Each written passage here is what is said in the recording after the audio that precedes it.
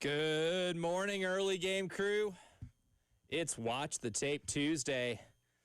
Time to take another rewind at the debacle in Baton Rouge from Saturday. And spoiler alert, when you watch this the second time, there's the penalties still happen. Do we have to? That's the exact same question I asked myself when I started this exercise. The exact same question. I'm Elijah Campbell. He's Preston Thorne. She's Jen Jensen. We're back. I'm back. Shout out to Forest Lake Travel and Daisy Miller for picking out the flights for me. It was pretty convenient yesterday, and I'm not gonna lie, I had an airport scare because we got flight leaves at 11:17 Central Time. Got off the air at 8 Central Time. Got packed up, ready to go by 9. Called the Uber by 9. Uber turned down the ride. No. 5 minutes in. Oh, no. The second one turned down the ride about 6 minutes in. At this point, I'm like, okay, I don't know. Because the people that we're staying with, obviously, had to go to work. Of course. So this is our only shot. And then after about 35 minutes, one finally accepted. And I was like, okay, well, we got about 35 to 40 minutes or so until once we get to the airport for me to feel comfortable about it. Buddy, then I learned the Baton Rouge airport is a ghost town. Okay. Outstanding. Okay. We got through like the check-in and got through security and everything in like 10 minutes.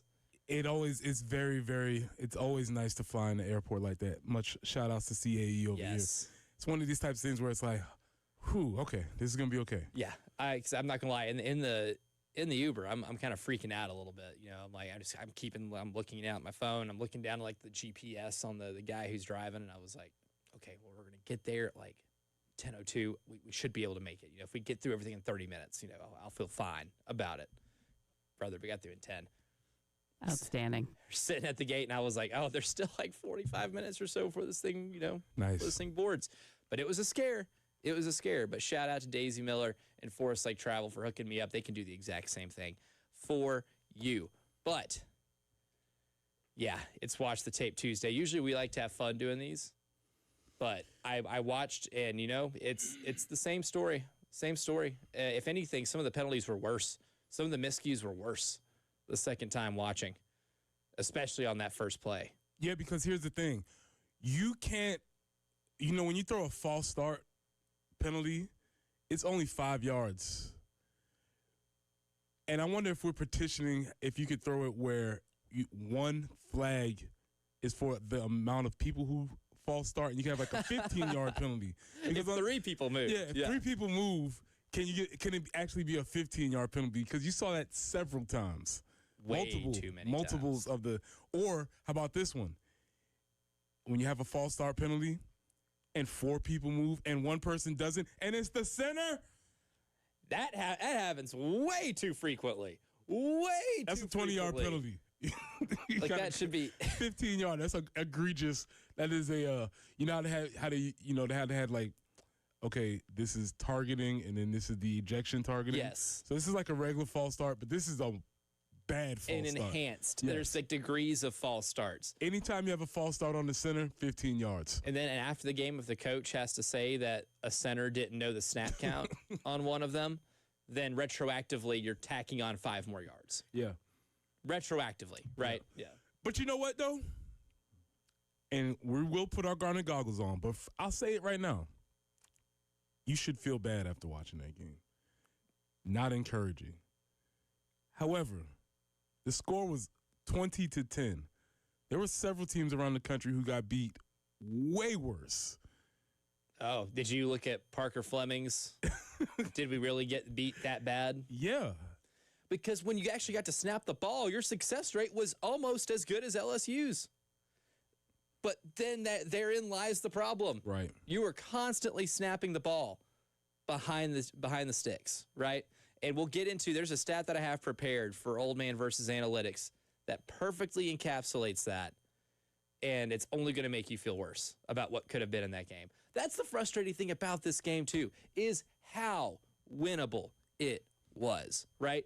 You were playing horrifically through 3 quarters, and you still were only down 7 and had the ball with like 4 minutes to go,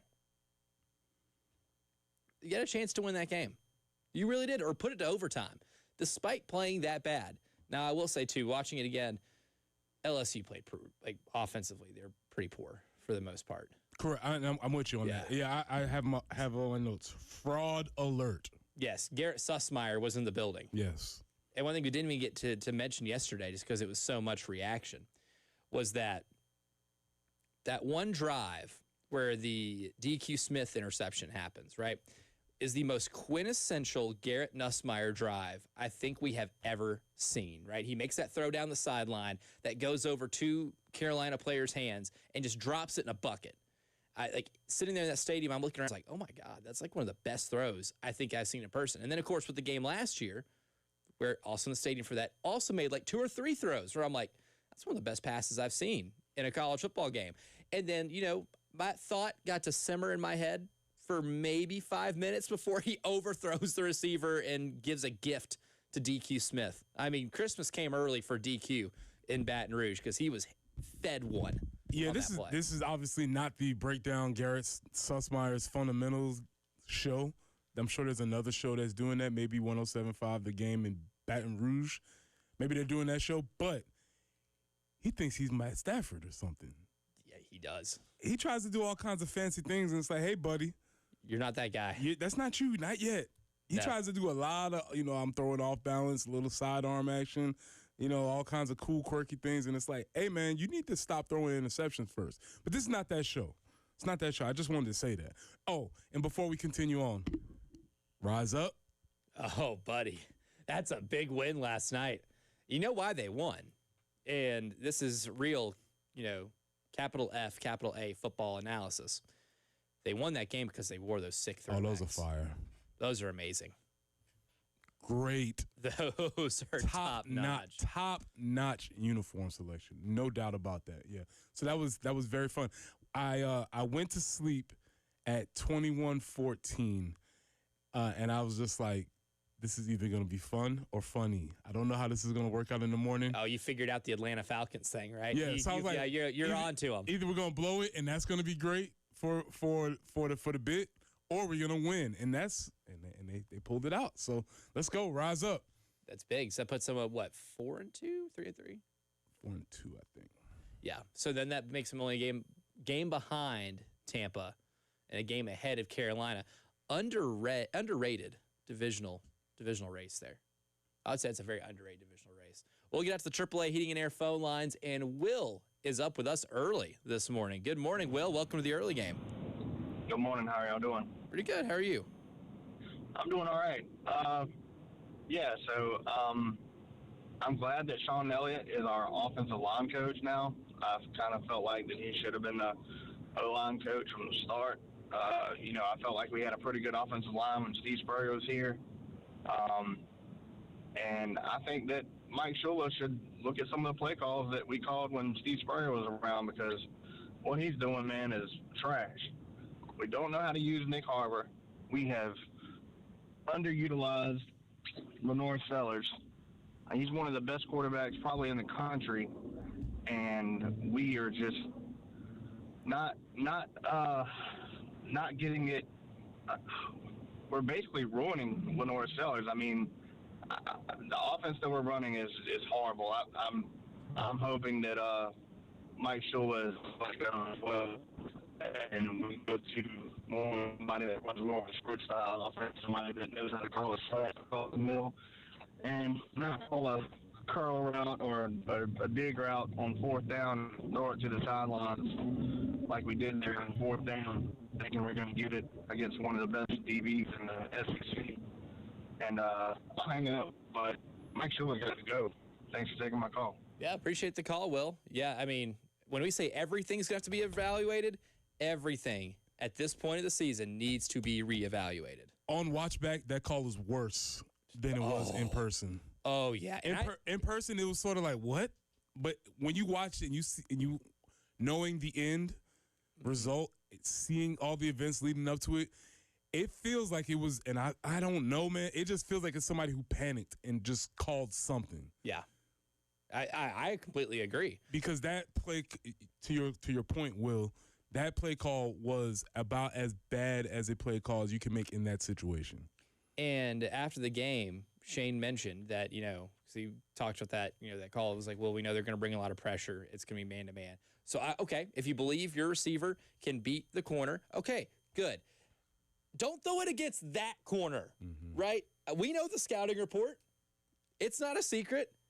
If some goof like me can watch LSU's games leading into this game and be like, oh, that guy's not just the best corner on this team, he's one of the best defensive backs in the United States of America right now. I'm sorry. I love Vandrevius Jacobs. Think he's a really good receiver. Do I expect him to win one-on-one against Mansour Delane? No. And even if you're his coach and you have all the faith and belief in the world in him, there's no reason to think that he could. Because also, we had sample size earlier in that game. Because you threw it in the end zone to him. You tried Delane in the end zone with Vandrevius Jacobs. And guess what Delane did? Glued to him. Deflects the ball. I guess, likelihood of completion, if I had to put a percentage point on it, is like 5% on that guy. Because he is that good. That's something too. And I would put that on, I put that one on as a team effort too, because the call wasn't very good. And if you're Lenore Sellers, maybe check at the line or something. It doesn't hurt to look at that man over there and say, no, sir. No, sir. Audible, something. Right. So there's so many ways that cannot happen. First, the call can get made and Shane can say, nope. That's one. Yep. Two, the call gets made. You get to the line. You see what call you have. You see who's over there. You say, timeout. Yeah. Right? Because you can be in his helmet saying, hey, listen, if we get to the line and we see him lined up against him, whatever. It's okay to have a little hell nah in your head, right? Yeah. And when I see press coverage with that cornerback, the hell nah should kick in. And again, my bigger point is that there was also timeouts. There was no need to rush that. The call was too important not to try and have your best opportunity for success. You still have the 2-minute timeout. And you still have the 2-minute timeout. That's a built-in timeout, right? That is your built-in fallback plan. And I am one that I hate using timeouts until that point of the game. However, in that moment, getting that first down, because knowing exactly all LSU would need to do is kick a field goal, and they have a really good field goal kicker, which means they really realistically only had to pick up like 35 yards to get into his field goal range. Knowing that and knowing how big that is, you would rather take your chances on them milking clock with the ball in a tie game than rushing a play and rushing a decision. And that's a lot what it felt like there as they rushed it to save the timeouts. The timeouts ultimately didn't do them any good because they couldn't stop LSU from getting into field goal range, right? And it turns out Ramos just had to hit a chip shot, and that ended up being the difference in the game. But I'm like you. That decision even in hindsight and watching it back, and even in the moment, equally as bad as I thought it was. It's Watch the Tape Tuesday. Did you have anything else when watching this game that might have changed how you perceived it upon further review? If you did, hit us up, 803-404-6100. We'll be answering some of those questions today. But coming up next, we're going to try our best. That's all we can promise you is our best. And coming up next, the Garnet glasses will come on, and we'll attempt to see something from what happened in Baton Rouge on Saturday night, leading into an equally big game against Oklahoma. That is coming up next on the early game.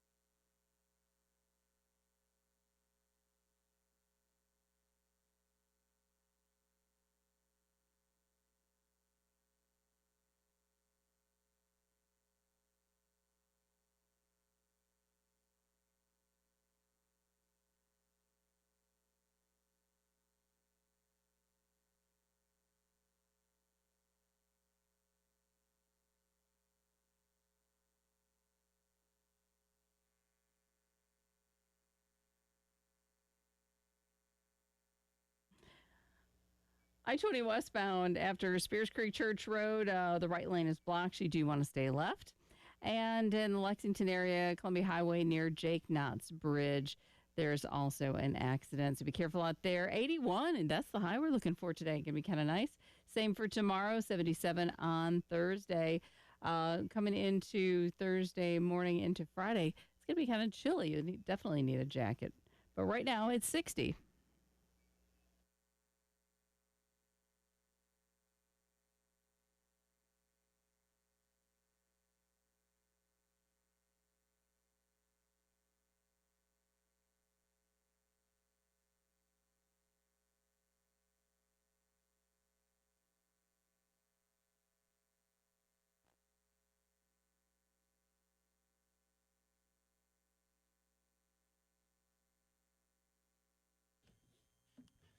It's Watch the Tape Tuesday, and specifically, we're putting on Garnet goggles, and there's no better way to put on our Garnet goggles by defending the coaching staff. Okay. I like it. And my man David's on the line right now, the AAA Heating and Air phone lines. David, you called it at the perfect time because we're putting our Garnet goggles on right now. And yeah, it's kind of apropos, isn't it? It is, yeah. So you know what you're doing. You get the show. You get the show, David. Hey, I appreciate that. I'll try every now and then. But, you know, the way I'm looking at it is the play calls from Shula never really get a chance to develop because the line doesn't give any time. And you've probably seen my text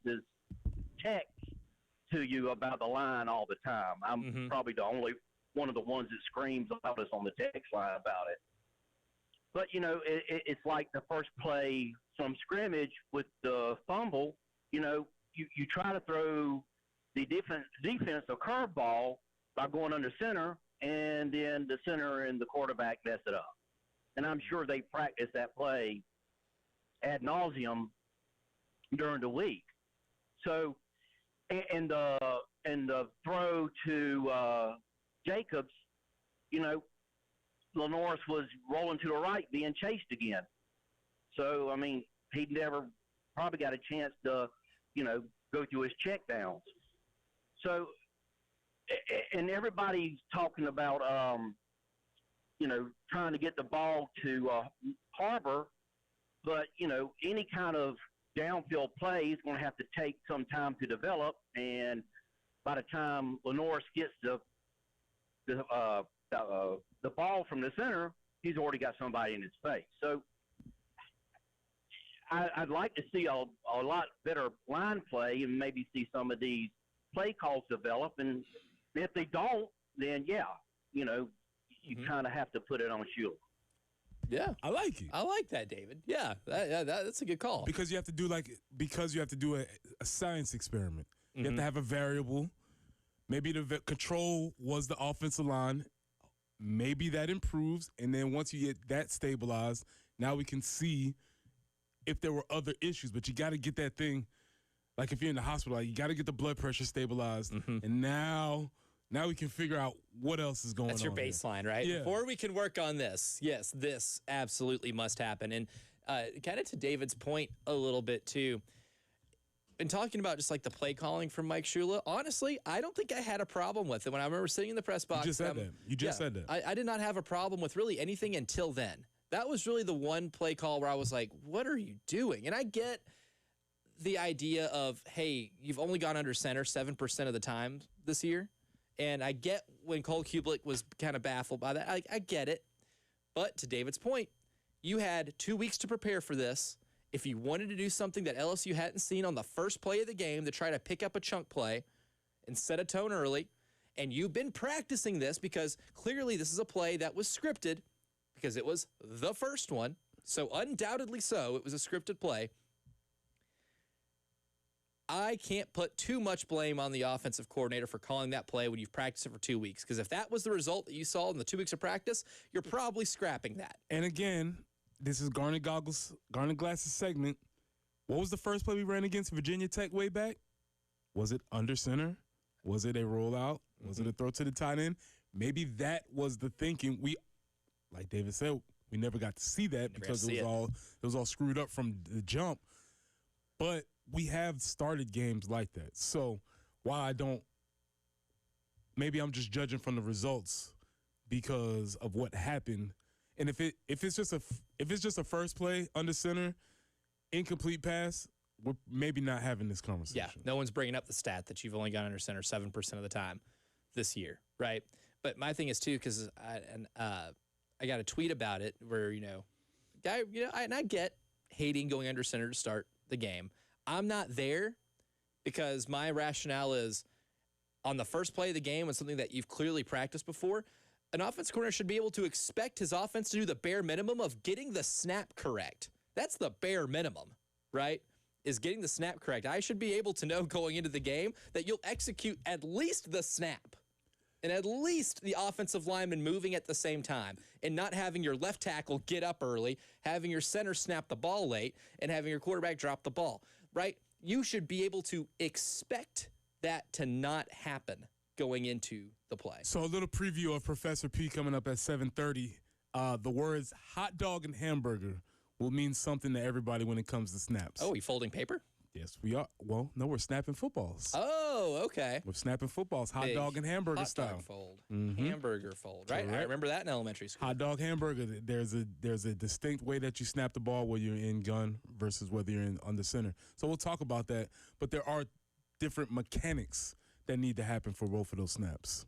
In terms of having our garnet glasses on, I will say when I glue them back together and I put them back on my face and I look through. Because you broke them while watching the game? Yes.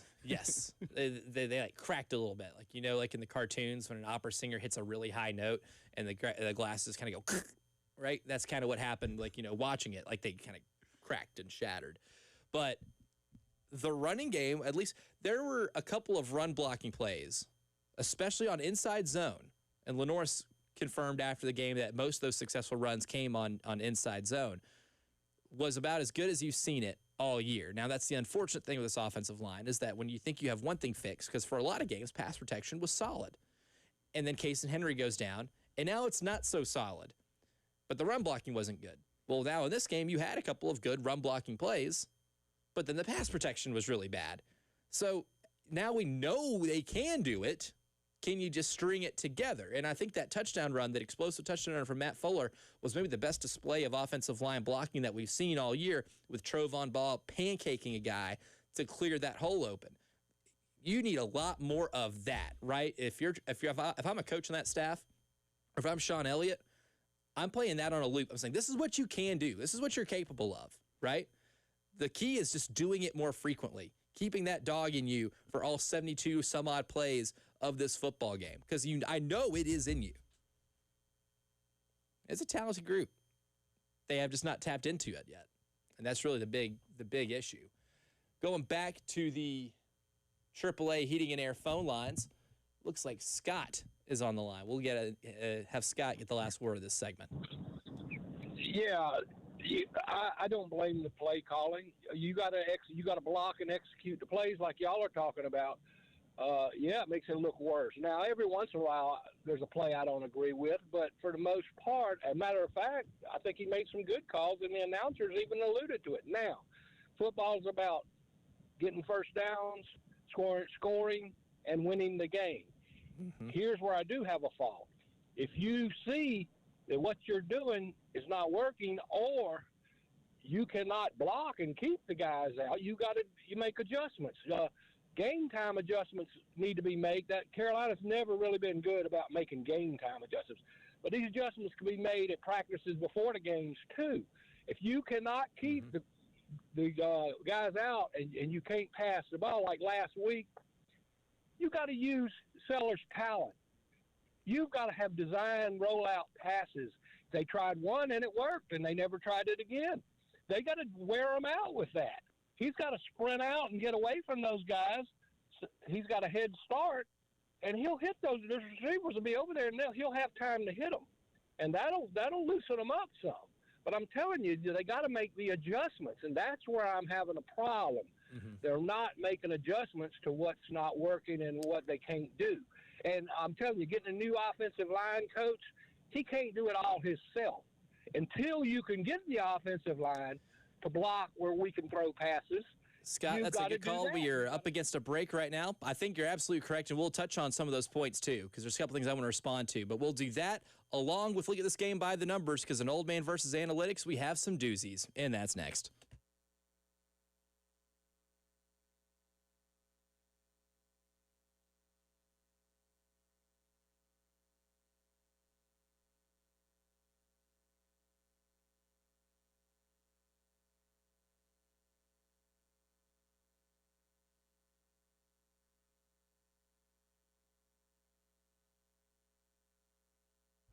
Preston here for our good folks at Integrated Media. Listen, man, we've been trying to tell you all year that you need to call them, and now is the time. You could have missed my Falcons rise up last night. You could have been watching that on a Samsung Terrace TV.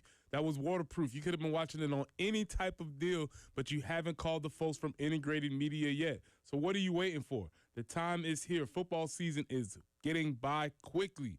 So what can your outdoor setup look like? You can have Wi-Fi that works indoors and outdoors. So on the doubleheader for Monday night, you can be watching 2 games at once on your iPad, on your iPhone, laptop, television screen, whatever you have that can work. Controlling all your devices from just one remote. From home theater setup to adjusting your thermostat or monitoring your security systems from your cell phone, Integrated Media is the company that you need to call. Call Nathan and Michael at 803-948-8327. That's 803-948-8327.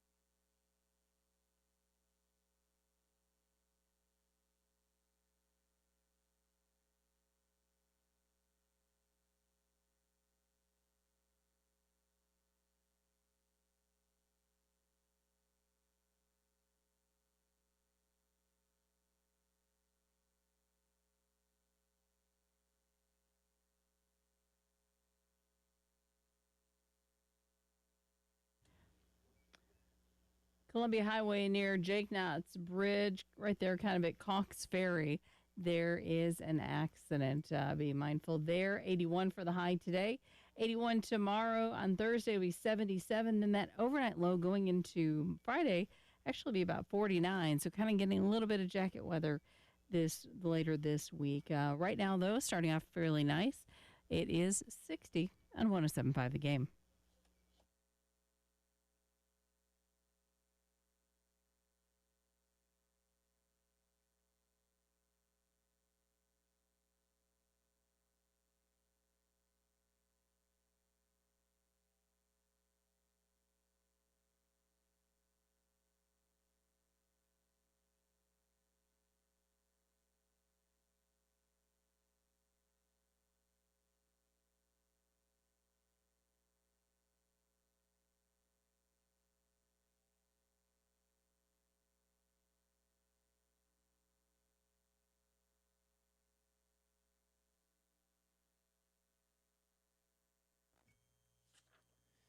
Before we get mad at some numbers, because it's old man versus analytics here on the early game, reminder that for the last hour of this show, we'll be out in the new video podcasting studio live from there.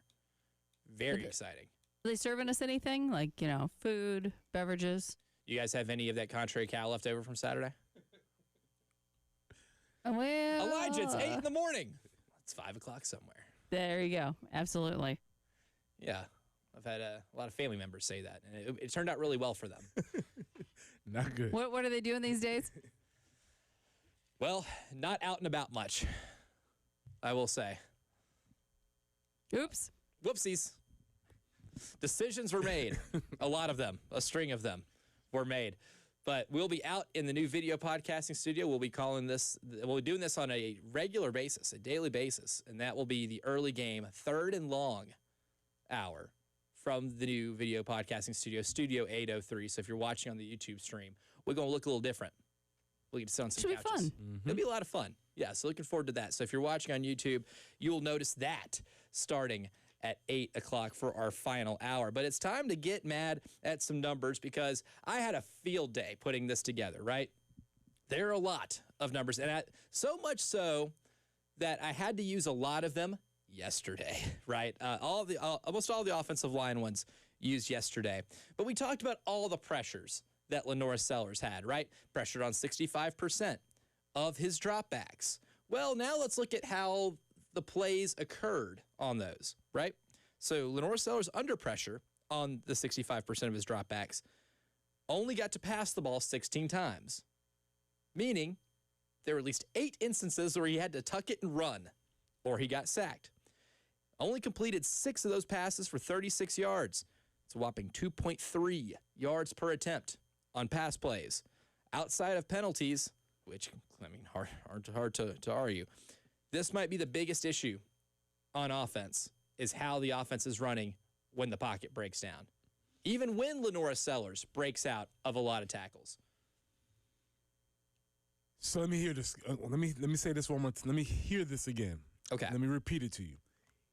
He's getting pressured a lot. 65% of the time. When he gets pressured, he does not complete the passes after he's pressured. He barely gets to throw them. So that's 24 pressures, 16 passes, even attempted on those pressures. And when he does attempt those passes, he doesn't attempt them very far downfield. 6 completions, and for only 36 yards. Okay. All right. I just want to make sure that was clear in my brain. But yeah, I mean, that's one thing. So in that game, too, I think LaNorris Sellers maybe had 2 or 3 of what I consider maybe the best 2-yard runs I've ever seen in my life. Mm-hmm. That's not a good thing. Yeah. Well, when you get to, and I forget that I should have screenshotted, but there was a stat going around on Twitter yesterday about how far LaNorris ran that game. Not in yards, obviously not in positive yards, but it was essentially like he ran about a half a mile in coverage of the field without actually making any forward progress, just because he was scatting from here to there to backwards and around and around. To your point, making some of the most breathtaking 2-yard runs as possible. In fact, he was so fun to watch for 2 yards. Shout out to my Aunt Jackie, Baton Rouge. She sent me a text and say, "Ooh, the Gamecock quarterback is fun." Yeah. Oh, dude. So after the game, I'm staying with some friends in Baton Rouge, and our friend Tyler, who we were staying at him and his girlfriend's place. They're big LSU fans, and after the game, we're at their house. They're hosting something, and he goes, "Dude, like, yeah, Carolina's offense wasn't really good, but y'all have a quarterback. Like, that was fun. like that was fun to watch." That was the text that I got. She was like, "I like that guy." So yeah, but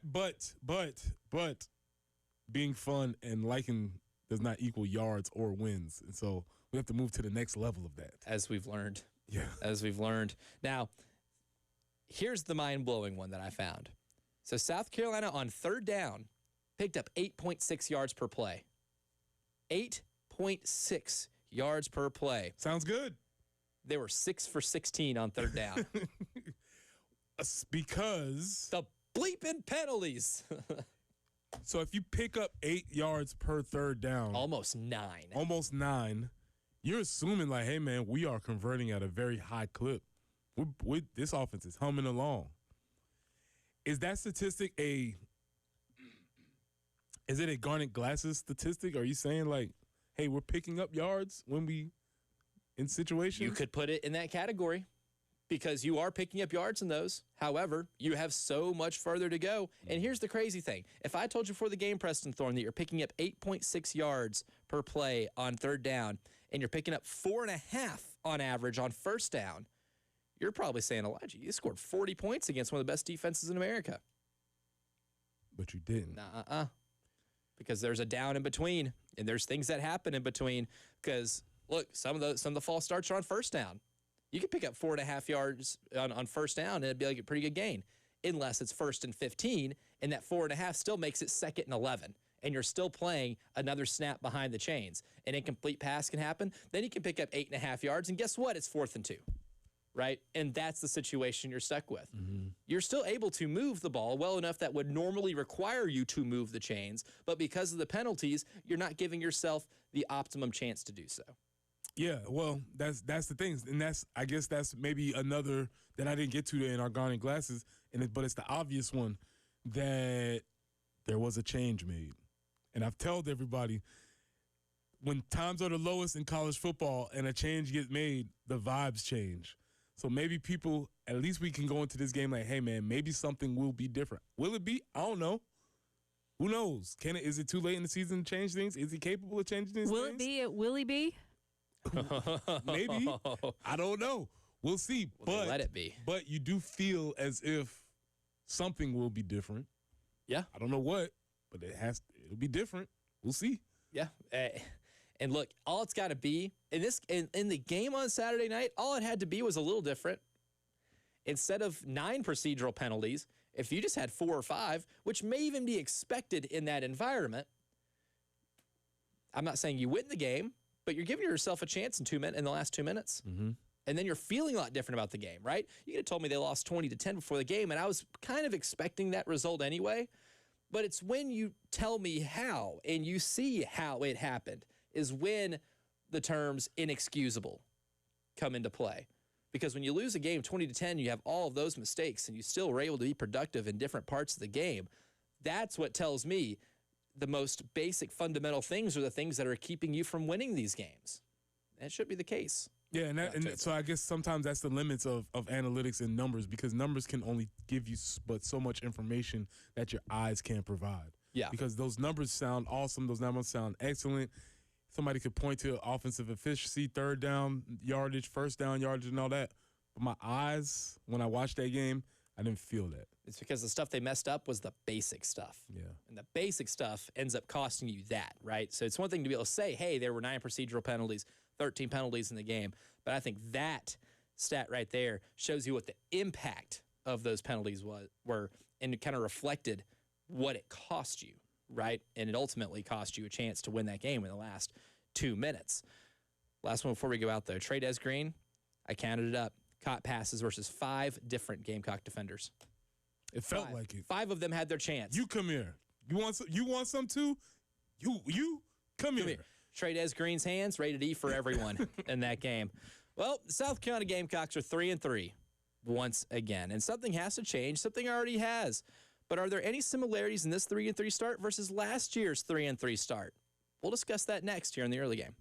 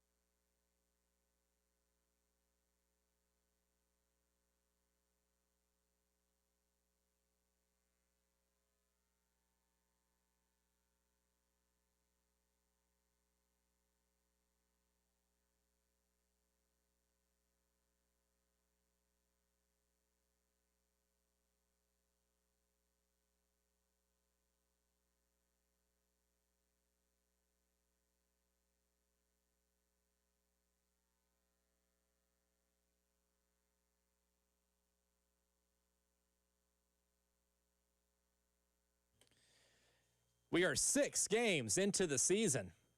South Carolina's record, 3 wins, 3 losses. That's a stat. Last year, through 6 games, South Carolina had 3 wins and 3 losses. Well, after that, the Gamecocks reeled off a 6-game winning streak that really ended up becoming the highlight of the season. After an average start to the year, they turned into the hottest team in college football. Not saying that's going to happen this year, but you're in the same situation record-wise you were last year. But what are the differences between this 3-3 and last year's 3-3? Well, after the game last night, Saturday night. Does anybody really know what time it is? And does anybody really care?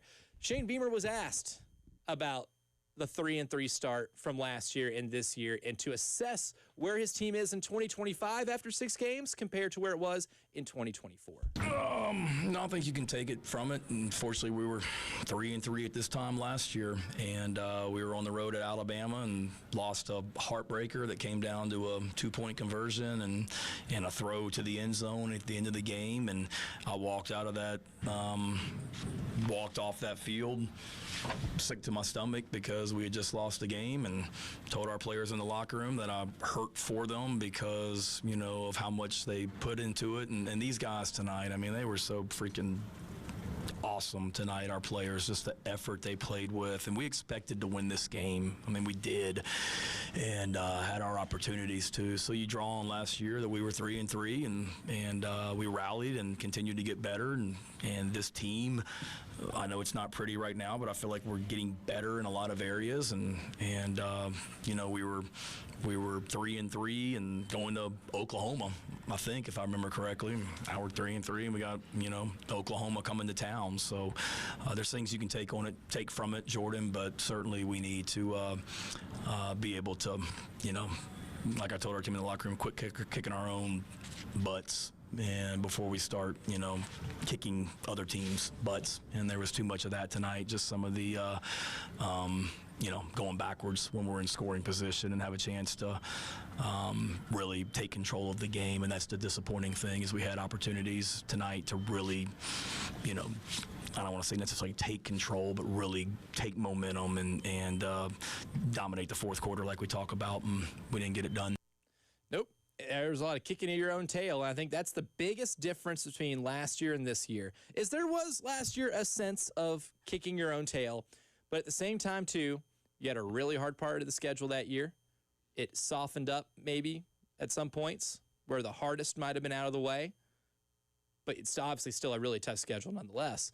But after the third loss last year at Alabama, you felt a lot better about yourself going into the last 6 games, right? It was, hey, we might have figured it out on offense. We lost by 2 points to Alabama, where we were on the road, hostile environment, a team that was still in the college football playoff picture, very much so, and just didn't make enough plays at the end, but you felt like you saw the proof of concept. This year, it's harder to see that when you kicked your own butt as hard as you did in Baton Rouge. Yeah, because when you looked at that 2024 season, I believe the Ole Miss was that worst loss early, right? The Ole Miss, it was 24-point loss. It was early, but you had Bama after that, and you were like, okay, it was a loss. You never want to lose. That felt different. Yes. That felt like something was improving. That felt like this team, you felt like this team was on the verge of something happening. Like a light bulb came on a little bit. Something happened. And if you remember from the articles that they alluded to last year, the senior leadership on the team had basically said, hey, this is enough. We are moving forward. We will win games. And whenever I hear those types of things, I'm like, okay, we'll see. Don't know what, you know. But they proved it. They actually did it. Now it looks like we know the guys that they had on the team and the leadership that they have. So the question is, do they have the leadership on this team to make that turnaround? That's yet to be determined. Maybe they do, maybe they don't. But we know those guys, after the Bama game, specifically noted that they were going to get over the hump because they didn't want those close losses to keep happening. Does this team have that? I don't know. But something has to change. A switch has to be flipped, and this is when they get an opportunity to do it. And maybe Lonnie Teasley being a casualty of that maybe kickstarts it. I mean, we've seen it happen in college sports before. Hey, man, there got to be blood some sort of way. Like there will be blood. What's the Bane quote in The Dark Knight Rises? Is they expect one of us in the wreckage, brother.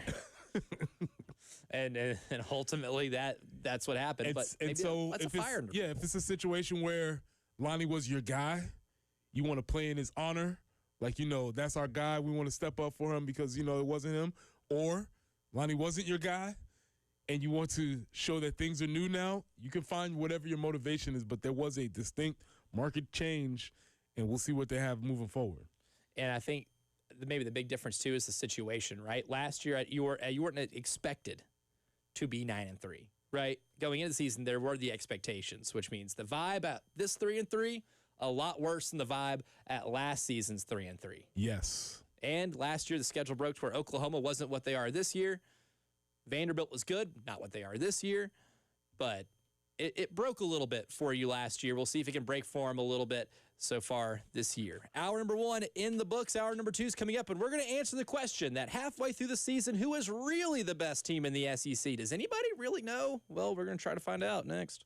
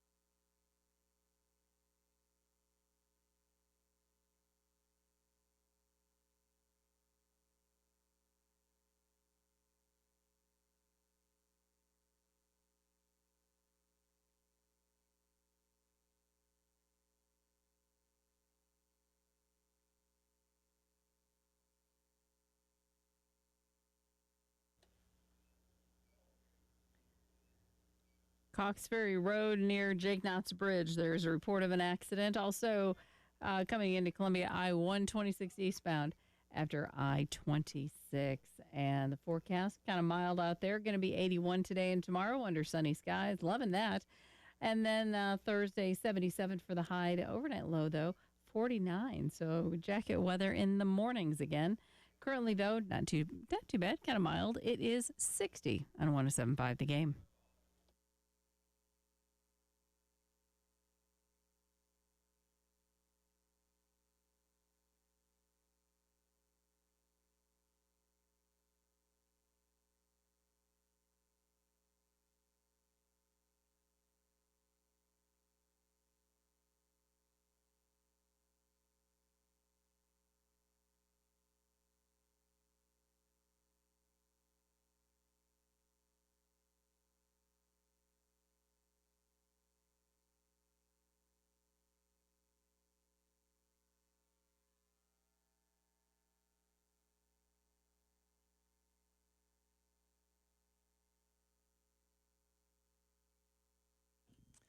Hour number 2 of the early game starts right now. I'm Elijah Campbell. He's Preston Thorne. She's Jen Jensen.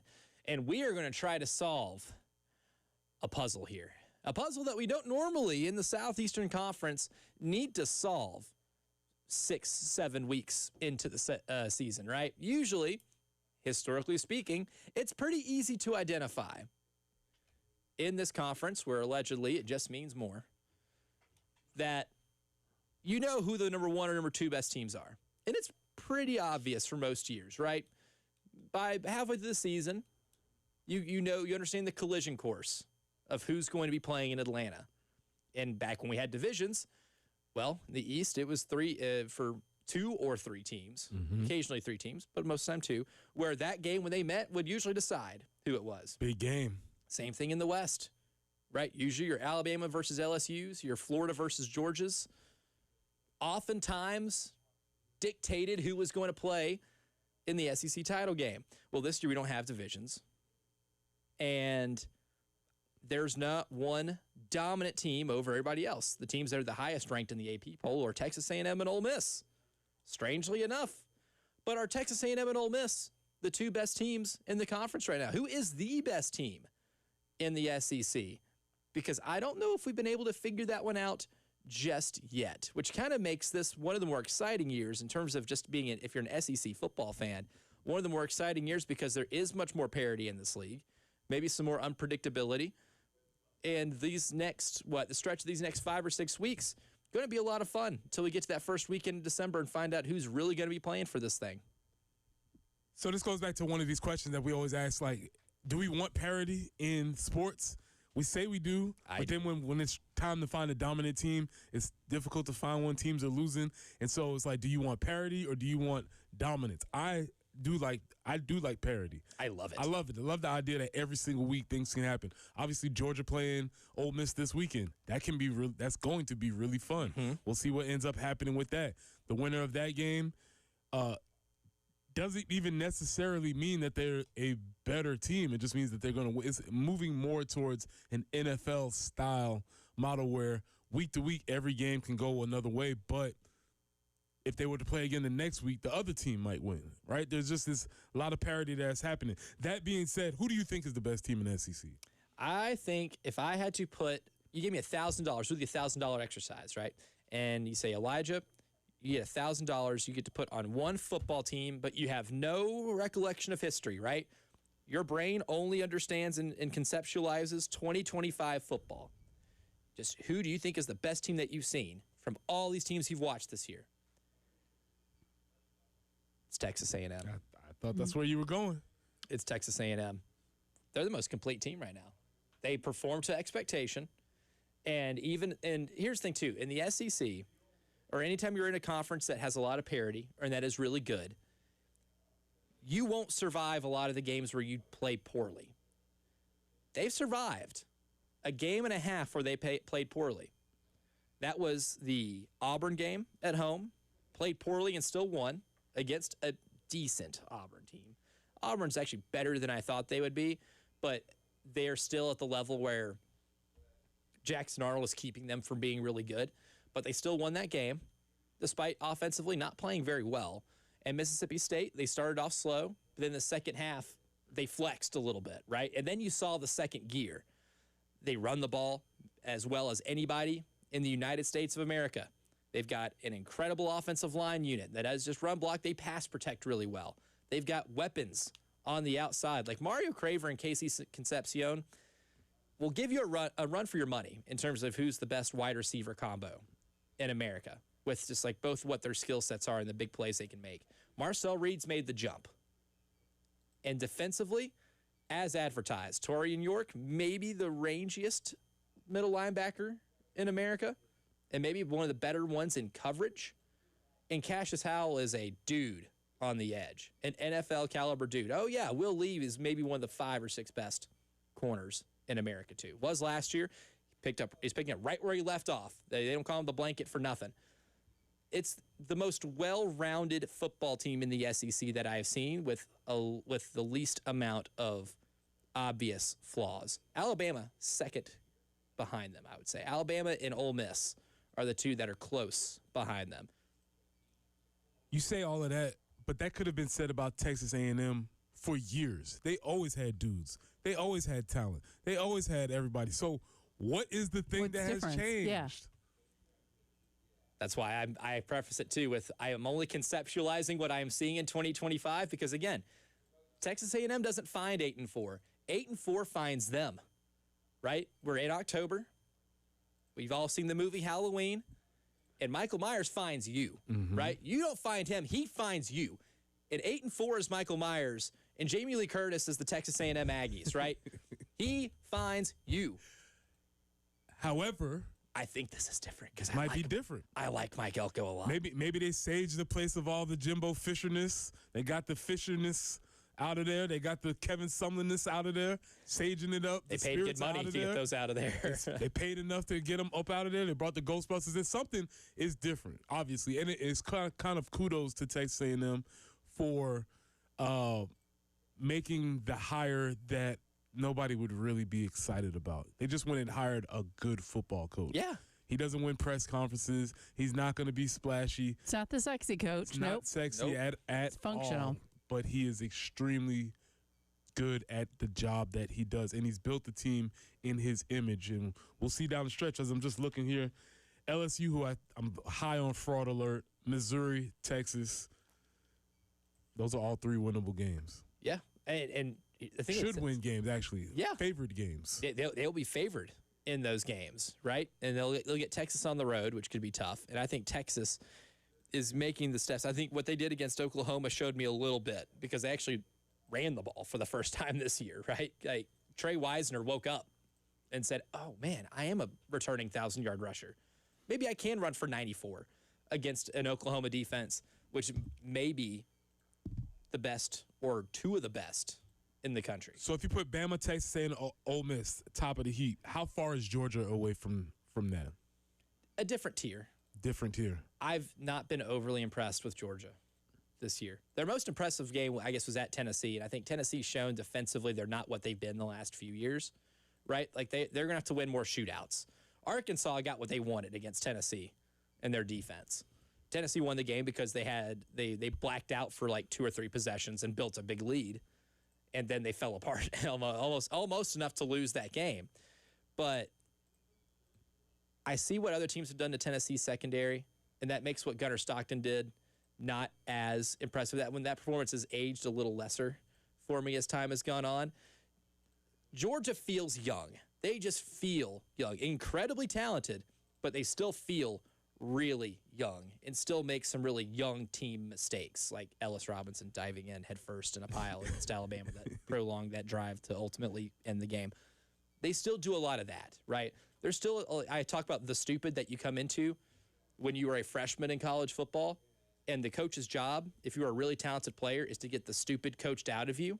Kirby hasn't coached the stupid out of a lot of the defense yet. He will because they're insanely talented, and if there's anybody who does it well, it's Kirby Smart. That's going to happen. It might not happen this year, though. Could there have been a better result except for a win? But Bobby Petrino gets the dial-up plays. Offense is going off. And he could just point and be like, man, if I could just get a defense, I can get some things done here. People left that game. I'm sure Arkansas fans were like, I don't know, man. Emotionally conflicted. There's a lot of emotional conflict in that fan base. I can imagine. I can absolutely imagine it. Barron is on the AAA Heating and Air phone lines wanting to talk about Georgia. Barron, good morning. Welcome to the early game. Good morning. You know, I'm the old guy that told you Stetson Bennett was the man when he looked like he couldn't do it. But and I'll tell you about Georgia. Georgia's getting a little better and tougher every game they play. The quarterback, who, you know, was just a kid, he's getting a little tougher, getting more confident. And I noticed yesterday that Las Vegas has Georgia about a 9-point favorite over Ole Miss this weekend. Have you saw that? I have not. I'm actually going to double check that as we speak. A 9-point favorite sounds like a lot. Georgia's 7.5. 7.5-point favorite. Okay. I'd take that. But what do you think about that? Somebody, they have not been wrong. I've checked their figures. They're right every time. Las Vegas is where they get their knowledge. I don't know, but Georgia is better than they've been playing. And this little quarterback is getting more and more confident. He was All-American up there, Big Clayton, Georgia. And I believe Georgia will take Ole Miss. But when it comes down to it, the playoffs will be four big teams, and Georgia and Alabama will be two of those teams, just like always. Very well could be. Yeah, appreciate the call, Baron. Yeah, they very well could be. I mean, that's the thing about Georgia is that they can play young and dumb sometimes and still be 5-1 and be a top 10 team in the country because that's just where your program's at, right? Like you are baked in going to be in the top 10 every single year because of who you are, and your head coach winning 2 national titles has gotten it to where the floor is incredibly high, right? Your floor is the best years of Mark Richt. That is where this program's got. That's why they fire Mark Richt to get to Kirby Smart because that was what the vision was, and that's where they're at right now. Preview a little later on, Team Crush Tuesday coming up. I'll say this. Gunnar Stockton's not good, but he's climbing up the fun meter. Is he in the Haynes King classification? I don't know if he's a good quarterback, but this guy's a dog. He's climbing up that ladder. Interesting. That's all I'll say. And I still need to watch more of that Georgia-Auburn game. I kept up with it like on another tab on my laptop during the game, and I'd peek back and forth between that one as much. And I know there was a lot of controversy with officiating, which take your shot now. If you're playing the drinking game of every time we talk about an SEC officiating controversy, take a shot. That's your cue. But they still have some things to work out. And of course, it's mid-October, and Barron could very well be right. They could beat Ole Miss. That would be the game to me, though. If you take care of business against Ole Miss, then I'm like, okay, maybe you are going to be playing in Atlanta again. And if you're Ole Miss, this is the game to prove that you are exactly who you say you are, right? This is the game to beat the Chargers. And I will say, no universe is a 3-point win at home against Washington State, a conferenceless Washington State team, a good win. However, that's the one you need to escape because I guarantee you there were eyes looking towards that Georgia game. An easily overlookable game. They escaped it, but this is really going to be the testament to see how good Ole Miss is defensively to be able. Because I think Ole Miss will be able to score some points, not a ton. I think they'll be able to move the ball, right? But that's the big one in terms of figuring out which one of you are for real. Mm-hmm. Because that was the game last year, too. I think that told a lot of people in America Georgia's offense was broken. Right. Because Ole Miss just completely put the clamps on them for 4 quarters. Well, listen, man. Georgia's doing what they do, and they've been complaining about their offensive coordinator for as long as I can remember. Grass is green and water is wet. Georgia fans are complaining about the play caller. About Mike Bobo, specifically. So it is what it is. Now, if you had to pick one team right now that is winning the SEC from just what you've been able to see this year. You know what? I really like the resiliency that Bama has shown. Yeah, to me, like that first game is Florida State, out of my memory now. You can't even remember that, It means nothing to right? me. Yeah, at this point, that game means nothing to me. I like the resilience that they've shown. To me, that is something that is pretty impressive to start the season with all of the rat poison swirling around and everybody clamoring, myself included, for them to have progressed to where they are this season. I think that's pretty impressive. Yeah, I mean, and that's the thing too. Trust me, I'm the last person that ever wants to give the University of Alabama props for anything, but big game this weekend. Huge. It's a big one, and here's the thing, I think they beat the hell out of Tennessee. Woof. I don't think that right now that is a 8.5-point Alabama spread. Yeah, I'll take Alabama on those points. That's how good they're playing right now. And Ty Simpson, crazy enough, playing himself in the Heisman contention. And if you would have told me that was the case after week 1, wouldn't believe you. But they've been so good since then. They've taken care of their business so well since then. I do not care about the Florida State loss. To me, that is not even a thought when it comes to evaluating this team anymore, because that's going to be the game that we look at the end of the year and being like, how the hell did that result happen? It's going to be that game.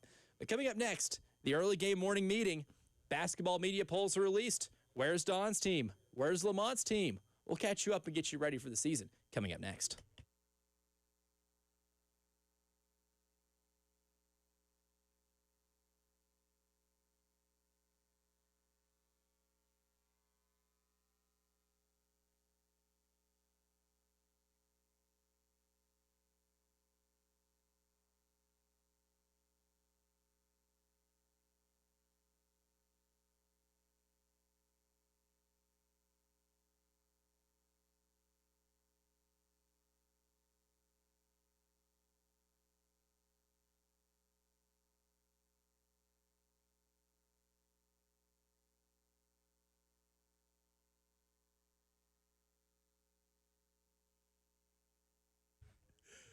Preston here for our friends at Absolute Glass, the premier glass company of the Midlands, offering auto, home, and business glass repair.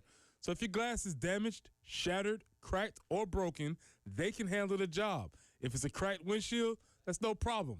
They'll come out to your location and they'll replace it for you, usually for free, and they'll work directly with the insurance to take away the headache. That's right. They'll come out to wherever you are, school, home, work, it does not matter. Absolute Glass will come out to you and take care of the job for you. Now, if you're at home, you're looking to increase the value of your home, you can do that with new windows or mirrors, and Absolute Glass will take care of that for you too. Windows, mirrors, shower enclosures. We say it all the time. If you can see through it, Ray and Marianne at Absolute Glass can do it. So check them out online at AbsoluteGlassInc.com. That's online at AbsoluteGlassInc.com.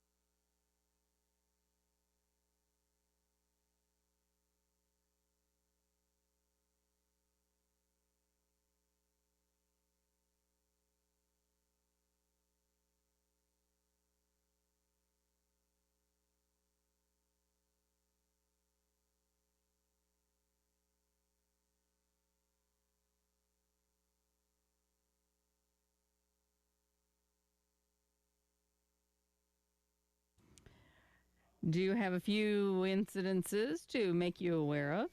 I-20 eastbound before Broad River Road, I-20 westbound at Alpine Road, and I-126 eastbound just after I-26. 81 today and tomorrow, sunny conditions both days. Should be very nice. Overnight lows in the mid to upper 50s. And then Thursday, a high of 77. Overnight low of 49, so definitely getting into some jacket weather, at least first thing in the morning. 60 currently at 107.5 The Game.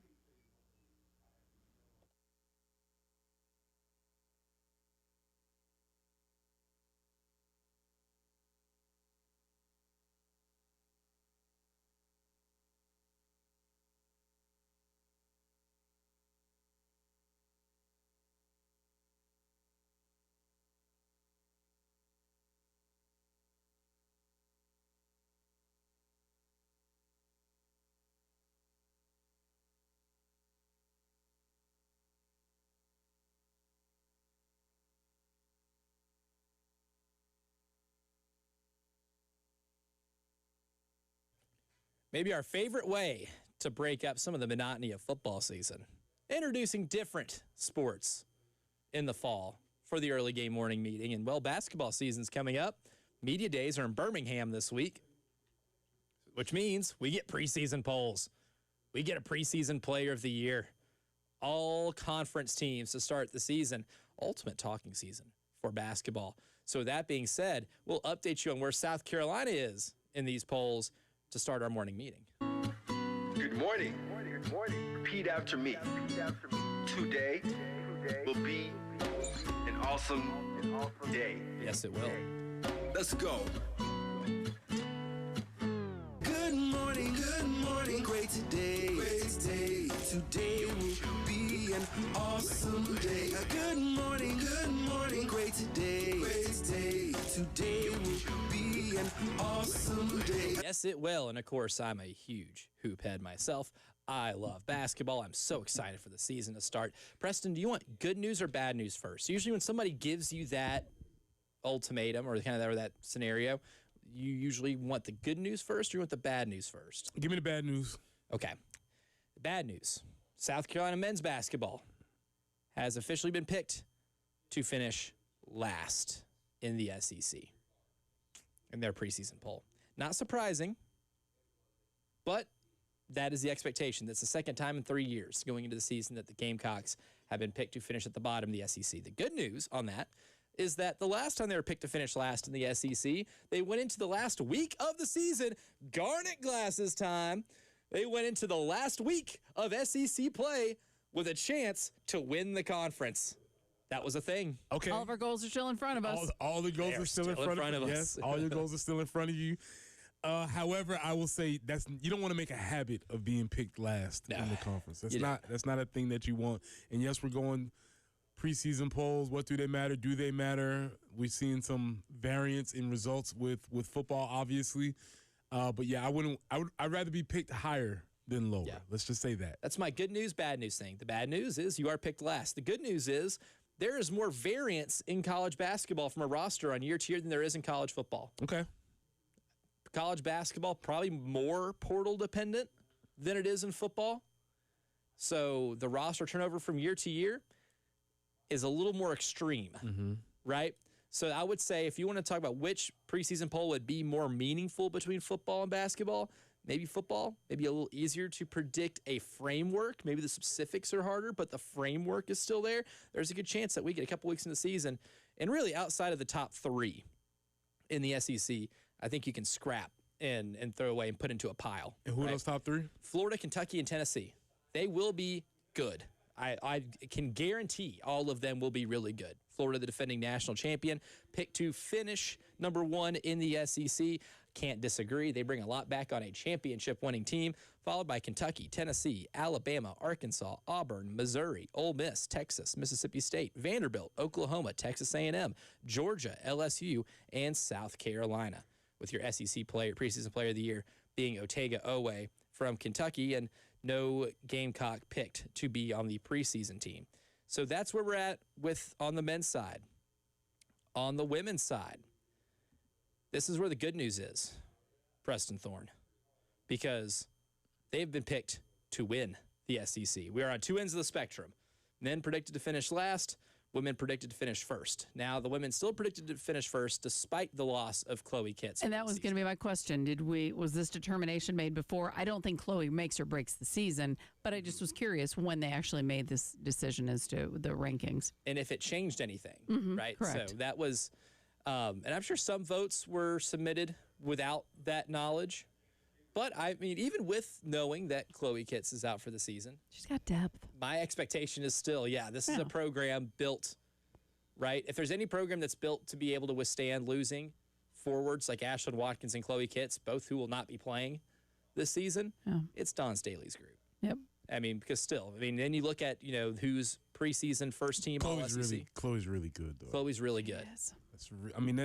It's a hit. Yeah, yes. It's a hit. Yes, yeah. But so on the good news, bad thing. The good news is obviously they have the depth. The bad news is that is a significant player who was probably really about to come into her. She's been growing in her skills, and it was probably really about to be a breakout year for her this year. And was maybe your most reliable closer in games at times last year.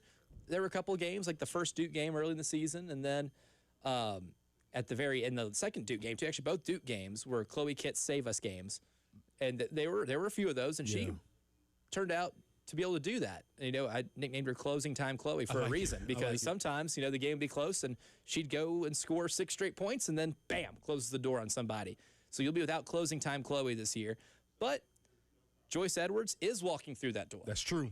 Preseason first team all SEC. That's true. And she will get minutes. And that's the one thing, is that she was in a rotation last year. So really, when you compared Joyce to maybe some of the other best freshmen in college basketball last year, you had to do it through the lens of she's only playing about 20 minutes a game, right? Sometimes she get 30, but there's variance, right? I think with Joyce now that it's her time to be a starter and take over and play like the best player on this team. And also, Coach Staley hit that portal. She did. Landed a big fish. Because second team All-SEC preseason, Tania Latson, who was the nation's leading scorer at Florida State last year, scoring about 26 points a game. She just dangles the bait, goes fishing in the portal. Landed a big one. Yeah. I wonder how hard that was for her to convince her to come to South Carolina. Yeah. Was it difficult? I mean, I'd like to give Dawn some truth serum. Like, was it hard? Like, or did you say, hey? I mean, when you see Dawn walk in your building, is there anything? Does your mouth even think about forming the word no? Can't. I can't imagine. Absolutely not. Yes. Okay, I'll pay you. Yeah, actually, I'll pay you. No. I don't want NIL money. I'll pay you to get to play for that program. And I'll take your Beamer, or not Beamer, Champ.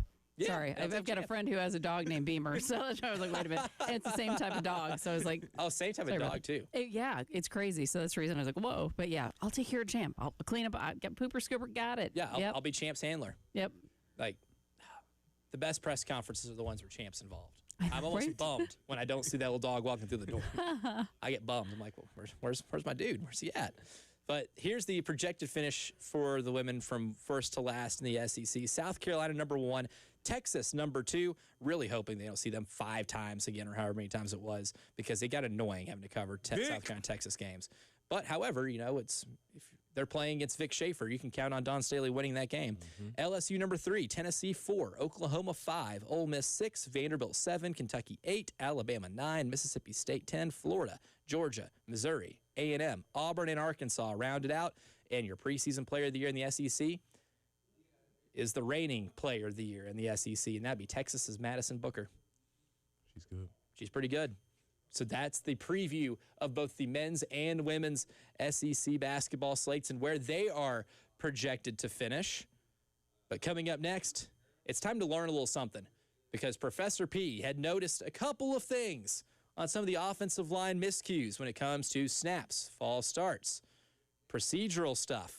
We're going to learn a little bit more about offensive line play in the snap count next.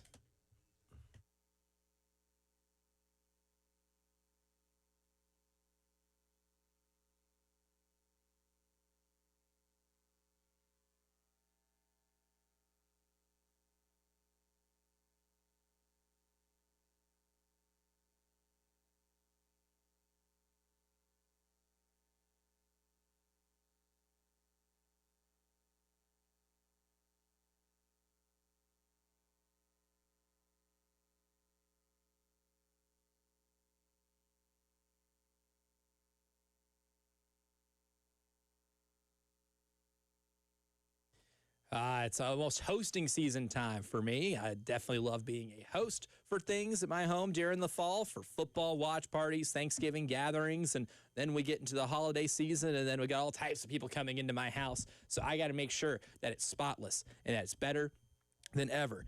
And there's only one company that I am trusting to be able to make sure that my place is cleaner, faster, and that's Zerorez Carpet and Air Duct Cleaning. And they don't just clean carpets, right? Zerorez removes dirt from the living spaces where you and your loved ones spend time, like where me and my girlfriend spend time. A lot of the living room, right?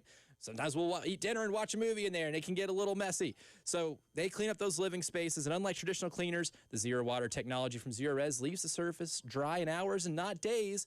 And a reminder, for this month, just mention my name, Elijah Campbell, 107.5 The Game, and you can get 3 rooms of carpet cleaned for only $119. Don't wait. Hit them up, ZerorezColumbia.com.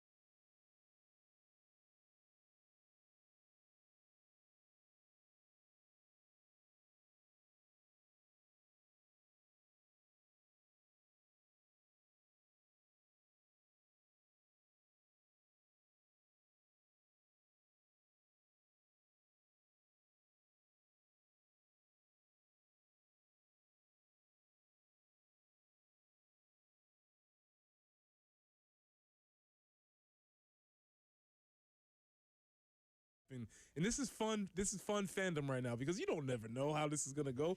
And so it was a surprise last night, and that's fun fandom for me. And you got the experience of watching them blow a lead week 1. Yep.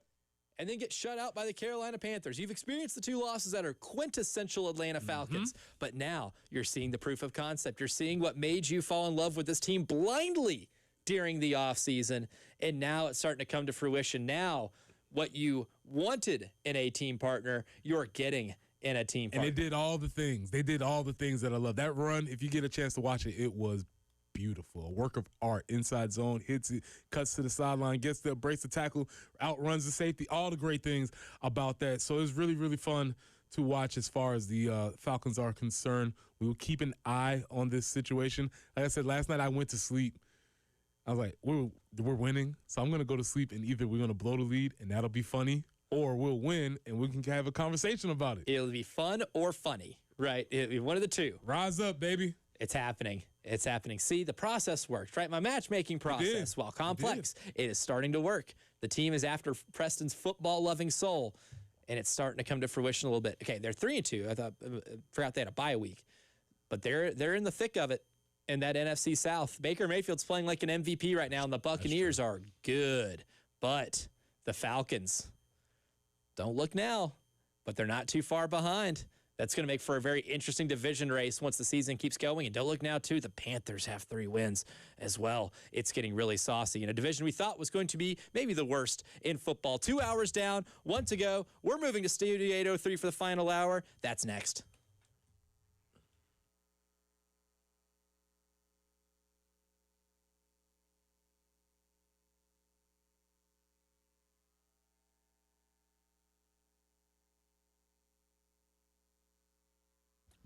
Looking for a countertop for a kitchen or a bath?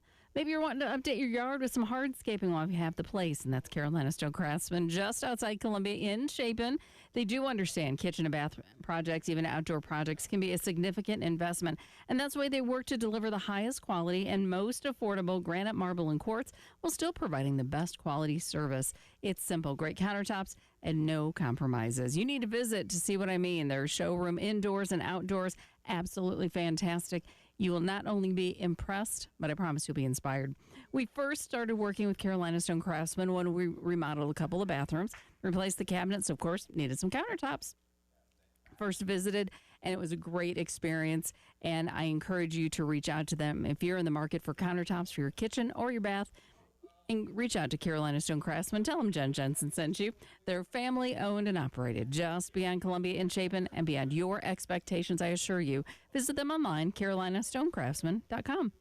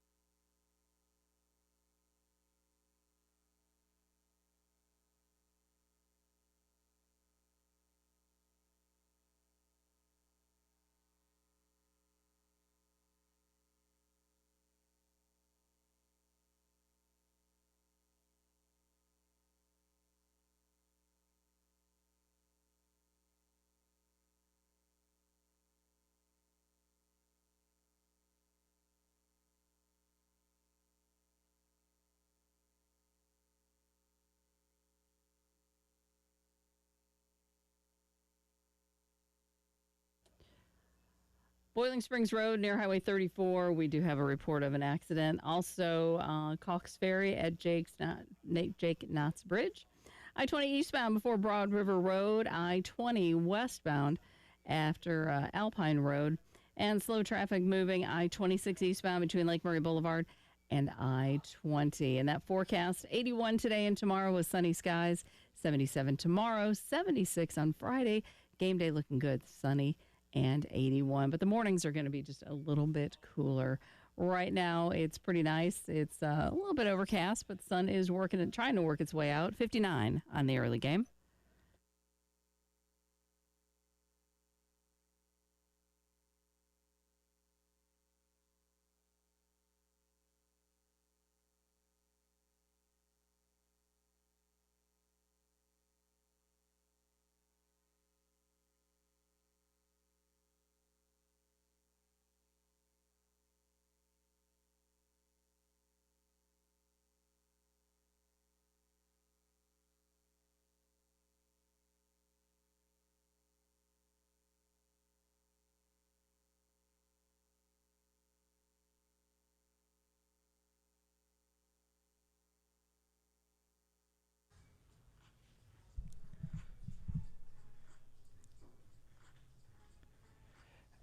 Hour number 3 of the early game starts right now, and with a little bit of history this time too. We're making a little history right now because for the first time, we're doing our whole final hour of the show in Studio 803. Yeah, I had a really dude looking right back at me, and I was like, "Oh, who's that? Oh, it's me." Okay, all right, here we go. Oh, that's us. That's us. Here we go. It's us. We got the monitor right underneath the camera, right? So it is a little jarring to see yourself for the first time on there. It's pretty cool. Yeah, I do radio because I don't have to see you listening, and I don't have to see myself, and I can just talk into the void and act like none of this is happening. And now I'm a little bit thrown off here, but that's all right. Let's keep it moving. Because we always stream on YouTube, right? So you can see us, and it's a different angle. And of course, in the studio, the normal studio, it's pretty close up, right? But this is different because it looks really professional. Shout out Randy Young, our engineer, who has really set this thing up to where now we can set it up to where our final hour of each show is in this brand new video podcasting studio. We're calling this the early game third and long hour. Like it. The hour is the same time as everything else. But now, when you say third and long, you mean like 10 yards third and long? How long is this third down? Is it like third downs against LSU that we just I was getting ready to say we experienced a couple of really long third downs on Saturday night in Death Valley. Yeah. Okay. Do we have a play for 3rd and 38? I asked that question 4 times at least. I was like, I don't think Mike Shula has a play for 3rd and 18 again. Sitting in the same same studio. Sitting right here. Say, I don't know if there's a play design for 3rd and 38. Yeah. But we have one right now. Let's do it. So let's do it. And I want to start off because it's Watch the Tape Tuesday. It's one of my favorite things that we do here on the early game as Jen Jensen joins the party. But part of watching things closely is trying to find trends and notice trends in what happens throughout the game. And Marv had a really good question, hit us up on Twitter. And I came here for 2 reasons. I love the community here and wanted to live here, and I love it here. Got interrupted. Who was that? That wasn't James Franklin. Kurt Signetti. Yeah, that was Kurt. Yeah. Kurt Signetti. Relax. Yeah. Kurt, get out of here, Kurt. But Marv asked us a question on Twitter, and he says, Elijah, can you and Preston name any offensive play from Saturday that was used to set up another play later in the game? I'll listen for your answer, because that is one part about coordinating an offense that is maybe under the radar, right? Because we can look at a series of play calls and we might not understand it, but maybe it's used to do something else, right? The old adage is that normally you run the ball early in the game to quote unquote establish it and set up something like play action later. Or you try to lull the defense to a false sense of tendency, right? And then hit them over the top with something later. When you watch the game, whether it be the initial watch or you went back and watched it in hindsight, was there anything that you noticed that might have been purposefully done just or played, called for the mere purpose of setting something up later in the game? Yeah, Marv, I think you're really onto something because this has been my general complaint about the offense as a whole. It's not any particular play because any particular play in the offense is fine. But what I rarely see, and it could be because of the offensive line, it could be because of the constant penalties. What I rarely see is you don't feel like there's an offense building upon each other. It doesn't feel like maybe like Lego blocks. You know, you take one block here, you get this little piece. Wow, why did they have that piece? Oh, that piece goes there. That's why that's supposed to happen. You don't feel like, it just feels very disjointed as an offensive play calling scheme. Any single play is fine, but it doesn't feel like they're building towards a thing. Mm-hmm. And so, Marv, I think you hit on one of my biggest complaints is that even after watching what's our record now? 3-3. We've got six games. After 6 weeks, I still haven't seen what the point is of what they're trying to do on offense. In terms of using context clues as to what this offense wants to do, right? In terms of trying to figure that out, a lot of the times Mike Shula would say that, you know, when he's asked about the identity of the team, he's looking for balance. And would you say that the play calling reflects run-pass dividing as a method of trying to find that balance? As opposed to setting something up, maybe it's less setting stuff up as opposed to just trying to find balance and consistency between run and pass and being able to do both. Yeah, but like you said, balance is not necessarily, to me, that's not necessarily a goal. Balance in your offense there's all different types of balance. It doesn't have to necessarily be run pass. It could be that you throw the ball 75% of the time, but sometimes we throw deep and sometimes we throw screens and sometimes we throw it over the middle. So we're balanced in our passing attack.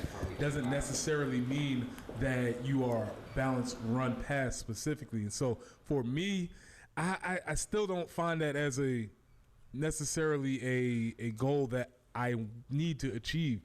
The first rule of the offense is yards, not balance. I don't care how going you get forward. them. Yeah, so going forward. If you're running the ball, let me ask you this. Did LSU have balance? It felt like they did. By the time, because they surprisingly could run the ball, but all the rest of the times they're like, man, we don't need it. We'll just throw it. This season, yeah. In terms of LSU in the year of our Lord 2025, no, not very balanced because they just haven't been able to run the ball until Saturday night. Yeah, I'm a little bit not as high on balance as maybe some folks are. Yeah, I do think it's a little overrated. Again, I've said this a few times on the show over the course of the season. I kind of adhere to the Mike Leach philosophy on balance, that just running the ball 50% of the time and throwing it 50% of the time for the purposes of balance is 50% stupid. Mm-hmm. That's also a guy, too, that had a specific offensive philosophy and had a specific goal of what he wanted his offenses to look like, right? And a lot of his version of balance is being a predominantly passing team, but sprinkling it out to a lot of different receivers. So when you do line up with 4 wideouts on the field, what you're doing is making a defense have to account for every single player on that side of the field. And that's maybe where the balance comes from. So that's kind of like what I would personally like more adhere to is just finding whatever it is you do well on offense and making teams have to defend it and guess who is getting the ball as opposed to whether or not it's just a run or a pass. Because one thing, too, is in some games this year, sometimes the tight ends get a majority of the targets. Sometimes your receivers are getting the majority of the targets. Maybe a balance in between who is receiving the targets is big. But again, this all comes back down to something that was alluded earlier on the show by David when he called in on the AAA Heating and Air phone lines, that, look,